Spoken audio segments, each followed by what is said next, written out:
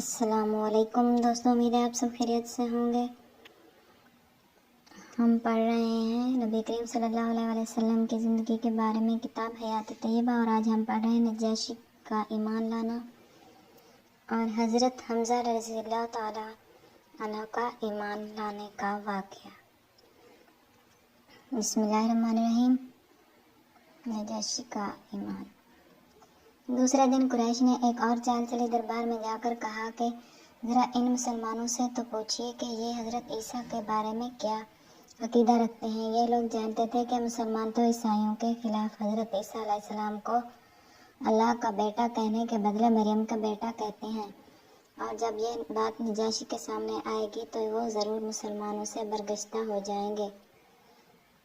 نجاشی نے پھر مسلمانوں کو دربار میں بلا بھیجا۔ جب یہ صورتحال سامنے آئی تو پہلے تو مسلمانوں کو بھی تردد ہوا، لیکن حضرت جعفر نے کہا جو کچھ بھی ہو ہمیں بات سچی ہی کہنی چاہیے۔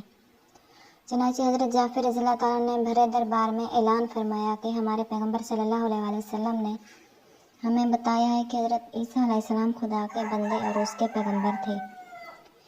یہ سن کر نجاشی نے زمین سے ایک تنکا اٹھا لیا اور کہا، خدا کی قسم، جو تم نے کہا عیسیٰ علیہ السلام اس تنکے کے برابر بھی اس سے زیادہ نہیں تھا۔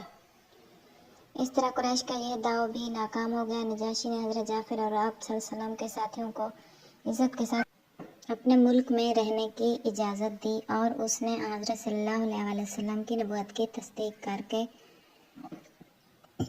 اسلام قبول کر لیا۔ اس نجاشی کا نام اسمہا تھا۔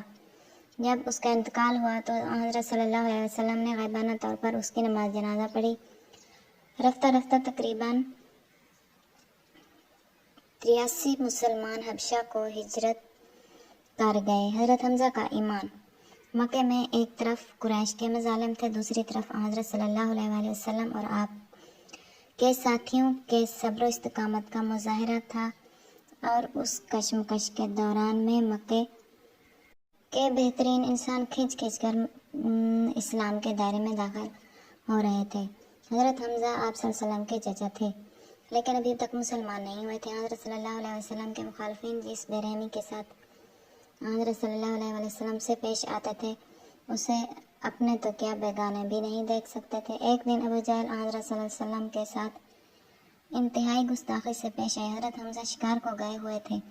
جب واپس ہوئے تو ایک کنیز نے سارا واقعہ سنایا۔ حضرت حمزہ غصے سے بےتاب ہو گئے، تیر و کمان ہاتھ میں لیے ہوئے حرم میں آئے اور غصے کی حالت میں ابو جہل کو برا بھلا کہا اور کہا، لے میں مسلمان ہو گیا ہوں۔ حمایت کے جوش ہمیں کہنے کو تو کہہ دیا، لیکن ابھی دل باپ دادا کے ایمان کو چھوڑنے کے لیے تیار نہ تھا۔ تمام دن سوچتے رہے، آخرکار حق کی پکار غالب آئی اور اسلام نے آپ رضی اللہ تعالیٰ عنہ نے اسلام قبول کر لیا۔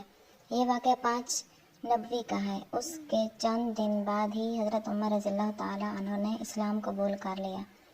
دعوت اسلامی کی تاریخ میں یہ واقعہ بھی بہت ہی اہم ہے۔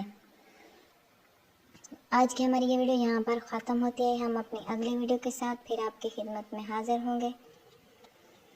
اگر آپ نے ہمارے چینل کو سبسکرائب نہیں کیا تو سبسکرائب کر دیں تاکہ اسلامی کتابوں کی تمام ویڈیوز آپ تک پہنچتی رہیں۔